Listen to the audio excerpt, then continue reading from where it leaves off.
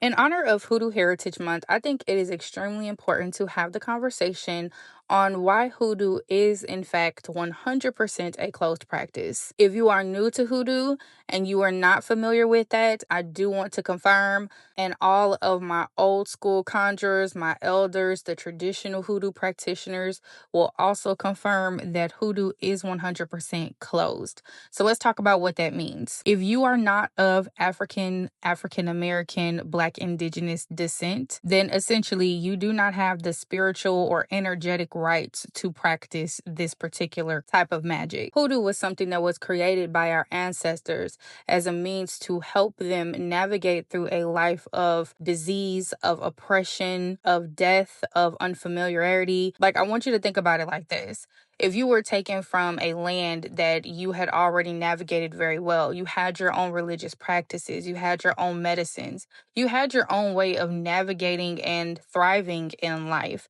and then you were taken from that land, dropped off in a totally new environment. And on top of being dropped off in this new environment, you were then oppressed and severely oppressed. That is a level of trauma that really would take a lot to have to overcome. So hoodoo was something that was birthed from our ancestors as a means to assist them in surviving, and then, even post-slavery, assist them in thriving in life. So simply put, for anybody who is listening that is not of an African, Black, or Black indigenous descent, our ancestors did not like y'all ancestors. And the reason that your ancestors were not liked was because your ancestors as a collective thought it'd be a good idea to strip the Africans and the Black indigenous people of their natural birthright, of their right to live life in the way that they saw best, that they saw fit for themselves and for their families.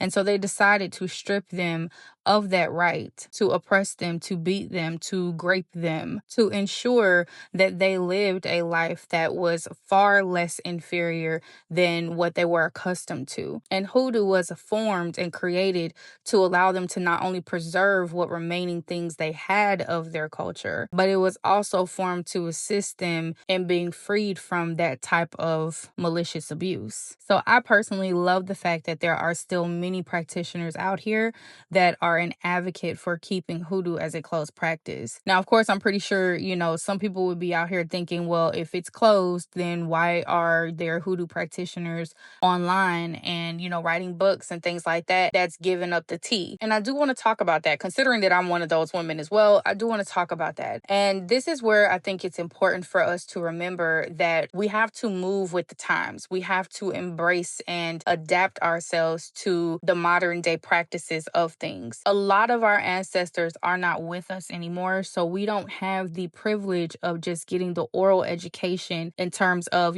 passing down things from the family's bloodline. We don't have that privilege anymore. So when you look at it from like that perspective, on top of the fact that technology is such a big deal on our planet, I think it's important for us to realize that even though we are sharing things on, more of a global platform now, we are making it accessible for anybody to be able to, open up a book or to be able to hop on a podcast or watch a TikTok video and get the information. That's why I made the comment of saying that hoodoo is a closed practice and you do not have the energetic or spiritual rights to practice.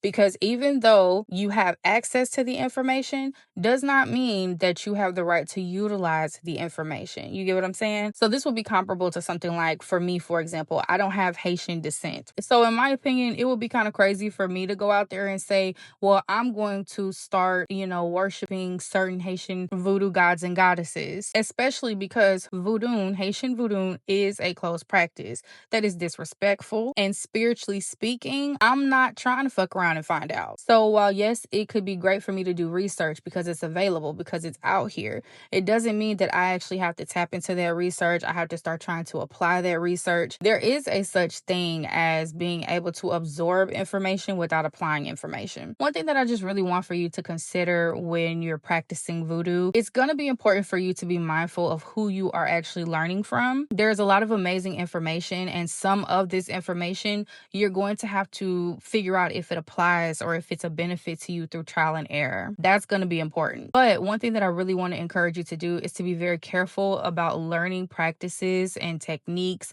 and history from people who are not of our descent. If they ain't Black, you probably want to be very careful. And it's because one thing that they are missing is that ancestral connection. And that is what hoodoo is all about. That is what hoodoo was birthed from. This is an ancestral practice. They don't have the connection or the tie to our ancestors. So I would be very weary of trying to, take any sort of education from someone who doesn't have that type of connection, especially when it's important for you to remember that you hold that connection within yourself. The more that you start doing your research, the more that you start practicing, the more you start learning about your own bloodline, you will start getting more deeply intertwined and connected with your own lineage, with your own ancestry. And I'm telling you, that is where you're really going to start to see just your own magic, start really popping. So just be very mindful of, how you're getting your information, who you're getting your information from, and always vet. Even the things that you hear on this podcast, I'm a firm believer in vetting it. Go and do your own research. Do not just take what anybody is saying and just apply it as fact or as law. You always want to connect with your own inner guidance first.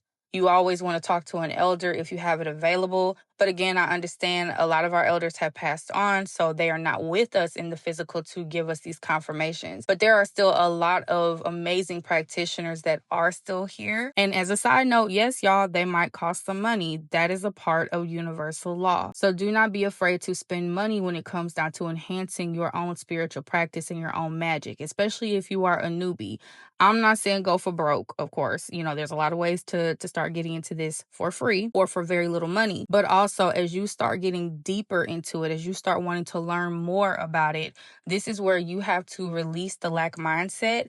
And you really want to remember that you are investing in not only yourself, but you're investing in your ancestors. So don't be afraid to spend money when it comes down to getting the education, to learning more about your genealogy, where you come from. Do not be afraid to spend the money. Just be mindful of who you decide to get that information from. There are many, saints and deities and spirits that you will have access to, but then there are some that you are closed off to, that you are not permitted to work with, perhaps because it is a closed practice, like I had mentioned with like Haitian voodoo or Ifa. Anything that you have to get initiated into, that's something that I would just say to always proceed with caution.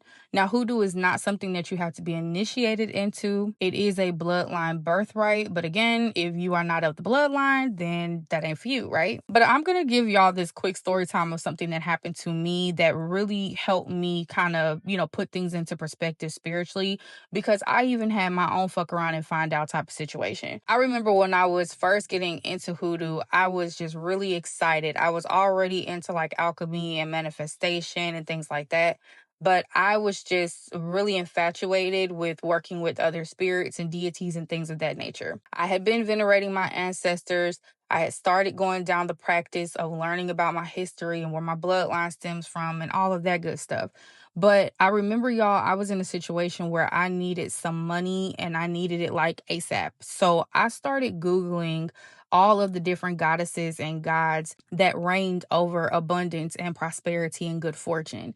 And I came across the goddess Abundantia. She is a Roman goddess, and she is known for, being the goddess of good luck and good fortune, and basically just spreading and sharing prosperity over, anyone that would basically call on her and so on and so forth, right? That was the little synopsis that I got as I was, just kind of Googling and researching these different, deities. And then I went and I found this spell that I could perform where it was basically saying that I needed to get like a green candle. I needed to get a couple of other things. I don't fully remember all of it, to be honest. And because of how crazy it went, I would not even recommend. Like I don't recommend. So I ain't even about to try to remember, all the steps that I did. But I do absolutely remember that I had to have like a green candle, and I think I had a petition, some other stuff, right? So I look at this spell, and basically I do remember the instructions. It said that I needed to write down the petition, write down what I wanted, and then I needed to provide an offering, and that the offering could have been like gold coins or some sort of jewelry. The offering could have also been the green candle, a cornucopia, because that's what she carried. So it just gave me some options of some things that I could, provide to her as an offering. And at that time, all I had was the green candle. And I think I had a couple of coins, if I'm not mistaken, as well. But I came into that spell thinking about it from a hoodoo mindset. In hoodoo, our ancestors basically, had to use what they had available to them. And they did not always have a lot. So it was essentially, they were able to conjure and utilize magic and the elements based off of what they had available. So that's kind of the way that I went into this work too. Y'all, let me tell y'all, long story short, I wrote down the petition of, what type of money I needed, how much I needed or whatever. I burned the petition because that's what it said to do, is that you light the candle, you speak over it based off of what you wrote on your petition. And then after that, you go ahead and you light that and you allow for, the energy to work. You thank her for what she's doing and thank her for the blessing that she's going to provide for you, blah, blah, blah, right? So in my particular line of work, I do have the ability to make money fairly quickly, but I also have the ability to lose money fairly quickly. When I tell you guys that within probably 30 minutes after doing that spell work, I lost the exact amount that I had written down on the petition. And it happened so crazy fast. I was shooketh. And I really wasn't one to get like easily scared because, I had kind of been in the spirit realm and, all of that type of stuff. Like I've been doing this for a minute. So I was actually like scared. Well, in hindsight, I recognized that there were quite a few things that I did incorrectly with trying to work with this particular goddess. First of all, I really did not do my full due diligence. I didn't actually check to make sure that this was a goddess that was open and available to work with everyone. I did not do any sort of divination. I did not, talk to my own ancestors, my own spirit guides. Like I did not tap into my own spirit realm to make sure that this was the direction that was best suited and best aligned for me. I also had an energy of desperation and urgency while I was doing it. Urgency is not always a bad thing, but when you are coupling it with things like fear, with a lack mindset, you are, worried about if it's going to come to pass. Like I said, that desperation energy, you are putting all of those emotions into your work. So I really messed up just by having that type of energy, while I was trying to do this work in the first place. So not only was I already in a deficit, I already needed some money. Now at this point, I lost even more. So now I got to figure out how I'm going to get double the money back. And this is all because I went down that path of fuck around and find out. And I certainly did, y'all. I found out. So I have personally not worked with that goddess since then. But to be honest with you, it's because I was never called to work with her. I shared that story time with you to say that if you are not a Black woman and you are interested in hoodoo,